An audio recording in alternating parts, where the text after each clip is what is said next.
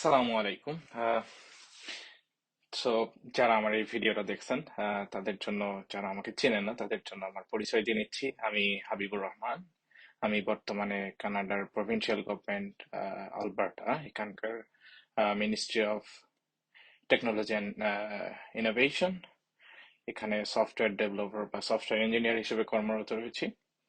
এবং এর আগে আমি বাংলাদেশে থাকা অবস্থায় স্যামসাং রিসার্চ অ্যান্ড ডেভেলপমেন্ট ইনস্টিটিউটে সফটওয়্যার প্রকৌশলী হিসাবে কিছুদিন কাজ করার সুযোগ পেয়েছিলাম।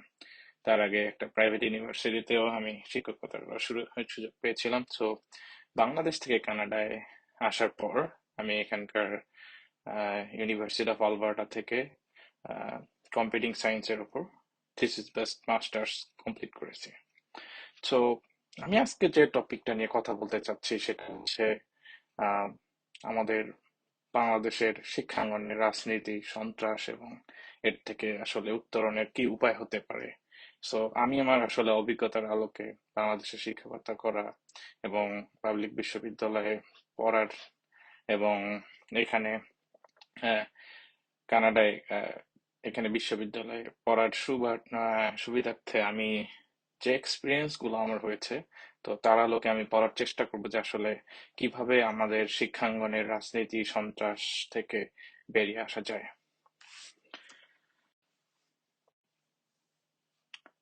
সো বাংলাদেশের যে শিক্ষাঙ্গনে রাজনীতি ও সন্ত্রাস আছে এর মূল কারণ এবং টেকসই সমাধানটা বের করে হবে আজকের আমার এই ভিডিওর মূল প্রতিপাদ্য বিষয়। সো আশা করি আপনারা সাথে থাকবেন এবং আসলে এই বিষয়টা নিয়ে ভয়েস রেইজ করবেন যাতে আমরা এটা থেকে মুক্তি পেতে পারি। সো প্রথমে আমাদেরকে বুঝতে হবে যে বাংলাদেশের বর্তমান পরিস্থিতিটা কি। সো আপনি যদি বাংলাদেশের বর্তমান পরিস্থিতির দিকে তাকান তাহলে আপনি জেনে থাকবেন নিশ্চয়ই যে আহ, আমাদের দেশটা হচ্ছে একটা নিম্ন মধ্যম আয়ের দেশ। এটা আদতে আসলে বলা হলেও আহ, আমরা আসলে 70 থেকে 80% যে আমাদের যে জনগণ, এটা হচ্ছে নিম্নবিত্ত থেকে নিম্ন মধ্যবিত্ত এই শ্রেণীর অন্তর্ভুক্ত এবং বেশিরভাগ মানুষই হচ্ছে এই শ্রেণীর মধ্যে বাস করে। এবং বাংলাদেশের যে পাবলিক বিশ্ববিদ্যালয় বা সরকারি কলেজগুলো আছে এখানকার 95% শিক্ষার্থী, অলমোস্ট 95% শিক্ষার্থী হচ্ছে এই ক্যাটাগরিভুক্ত পরিবারগুলোর সন্তান। সো এবং এই কারণেই শিক্ষার্থীরা একটা চরম সংকটে ভোগে। সংকটটা কিসের? সংকটটা হচ্ছে নিদারুণ অর্থ কষ্ট, যেটা হচ্ছে বেশিরভাগ শিক্ষার্থীদেরই হয়। সেটা হচ্ছে স্নাতক কিংবা স্নাতকোত্তর যে পড়ার সময়টা আছে এই সময়টা তারা নিদারুণ অর্থ কষ্টে ভোগে, কারণ তাদের ফ্যামিলি থেকে সাপোর্ট দেওয়ার মতো অবস্থা তাদের থাকে না। এবং এরপরে যে ইস্যুটা হচ্ছে সেটা হচ্ছে চরম আবাসন সংকট। সো এই যে সরকারি কলেজ বা আমাদের পাবলিক বিশ্ববিদ্যালয়গুলো আছে, এই স্বায়ত্তশাসিত যে বিদ্যালয়গুলো আছে, এই সকল প্রতিষ্ঠানে যে আবাসন ব্যবস্থা আছে, যে সিট সংখ্যা আছে হলগুলোতে বা রেসিডেন্স গুলোতে, সেগুলা আসলে পর্যাপ্ত পরিমাণ না। সো এর কারণে এই সমস্যাটা আরো আহ, আমাদের জন্য চরম সমস্যা তৈরি করে। আর এরপরে যে আরেকটা সমস্যা হচ্ছে যে শিক্ষার্থীদের বৃহৎ অংশ যে করেই হোক আবাসিক হলে একটা সিট পেতে মরিয়া হয়ে থাকে। সো এই কারণগুলোর কারণেই আমাদের একটা সংকট তৈরি হয়ে গেছে। এবং এটার কারণে কি হচ্ছে দেখেন, এটার কারণেই যেটা হচ্ছে সেটা হচ্ছে আমাদের দেশের যে আম, দুর্নীতিবাজ রাজনৈতিক দলগুলো আছে, so সেগুলার যে ছাত্র সংগঠন গুলো আছে ক্যাম্পাসে তারা ত্রাসের রাজত্ব কায়েম করে। আহ এবং একটা ত্রাসের রাজত্ব কায়েম করে রাখছে, রাইট? তো কিভাবে এরা আসলে এই স্টুডেন্ট গুলাকে কাজে লাগাচ্ছে, কোথায় পাচ্ছে তারা এই স্টুডেন্ট গুলাকে?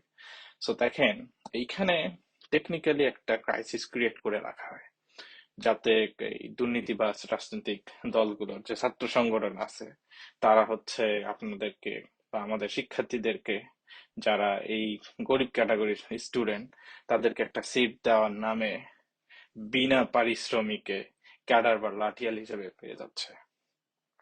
এবং এই ক্যাডার বাহিনীকে ব্যবহার করে তারা ধরেন আহ হলের মানে এই যে যারা স্টুডেন্ট থাকতেছে যাদের ওই মানে আপনার ছাত্র সংগঠনের কর্মী হয়ে তার একটা কারণে পরে কর্মী হয়ে গেল, সেটা হচ্ছে তাদের একটা হলে সিট পাওয়া লাগবে।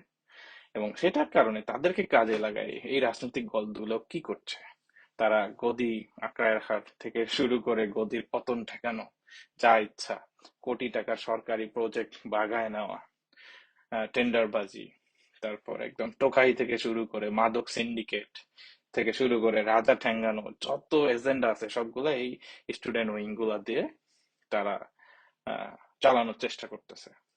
এবং ফলশ্রুতিতে সন্ত্রাসী কার্যকলাপ, চাঁদাবাজি সহ সকল আহ, অপকর্মের মধ্যে এই শিক্ষার্থীরা জড়িত হয়ে যাচ্ছে। তো এখন কথা হচ্ছে, প্রাইভেট বিশ্ববিদ্যালয়ে আমি যেহেতু শিক্ষকতা করার সুযোগ পেয়েছিলাম খুবই অল্প দিন, 1.5 বছরের মতো।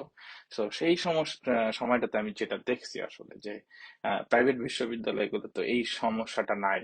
মানে আপনি প্রাইভেট বিশ্ববিদ্যালয়গুলোতে এই লেজুর ভিত্তিক ছাত্র সংগঠন বা আপনি দেশের তথাকথিত দুর্নীতিবাজ রাজনৈতিক সংগঠন যেগুলো আছে তাদের কর্মী সংখ্যা খুবই নগণ্য।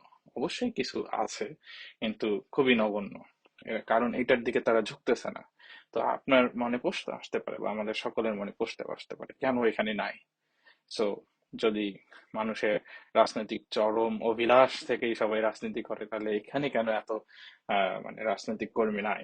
সো ব্যাপারটা যদি আপনি চিন্তা করেন, তো এইটার মানে একটা কাহিনী হচ্ছে যে প্রাইভেট বিশ্ববিদ্যালয়ে গিয়ে যে যে শিক্ষার্থীগুলো পড়তেছে তাদের প্রায় শতভাগ বলা যায়, বা অলমোস্ট 100% আর কি।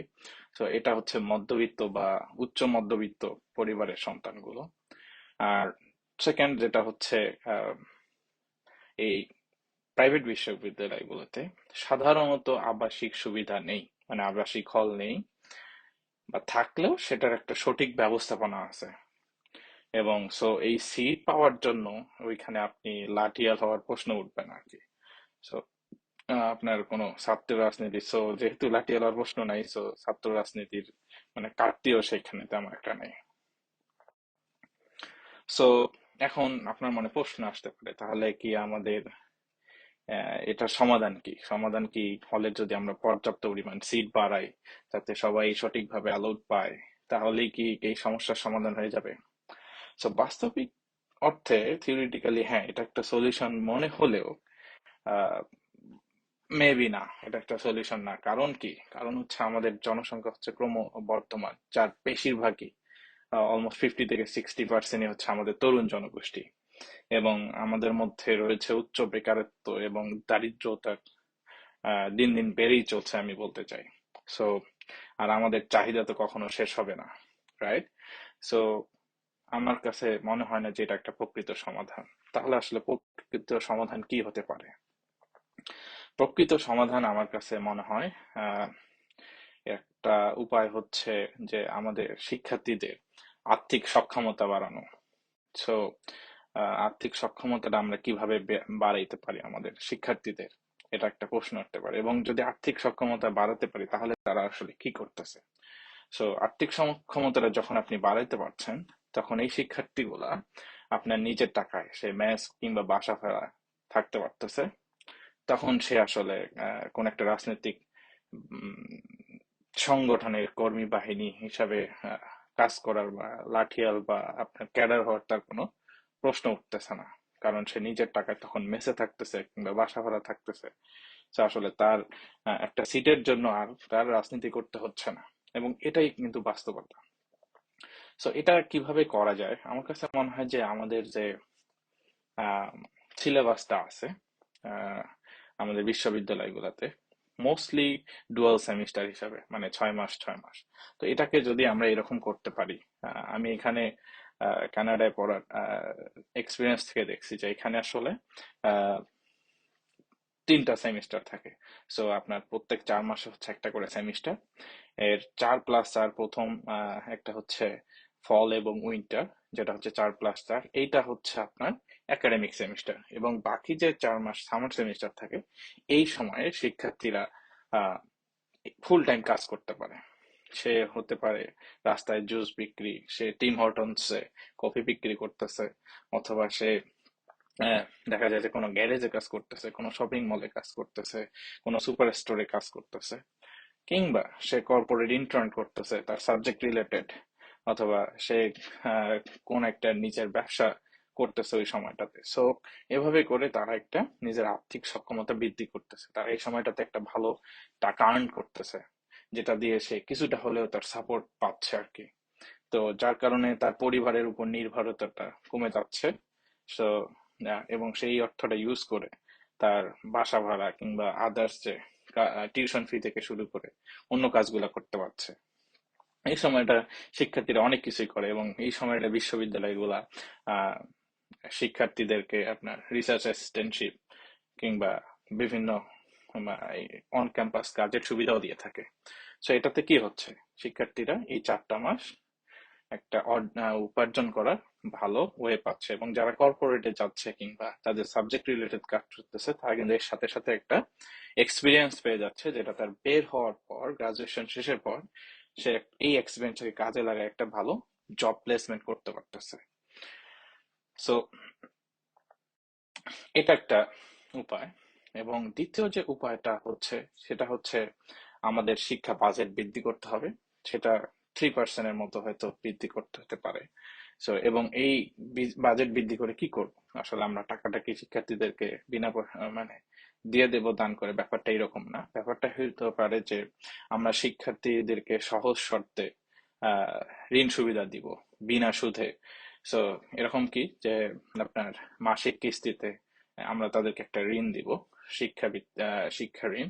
সেই শিক্ষা ঋণটা হবে যে তার থাকা খাওয়া, তার টিউশন ফি, মানে যে আমাদের বিশ্ববিদ্যালয়ে যে টিউশন ফি আছে, সেই টিউশন ফি, যদিও বাংলাদেশে আমাদের পাবলিক বিশ্ববিদ্যালয় বা সরকারি কলেজগুলোতে টিউশন ফিটা খুবই নগণ্য, তারপর সেই টিউশন ফি এবং তার হচ্ছে আদার্স আনুষঙ্গিক হাত খরচ বা থাকা খাওয়ার যে ব্যাপারটা। এবং এটা আমরা ধরেন একটা নির্দিষ্ট সময় পর্যন্ত দিব।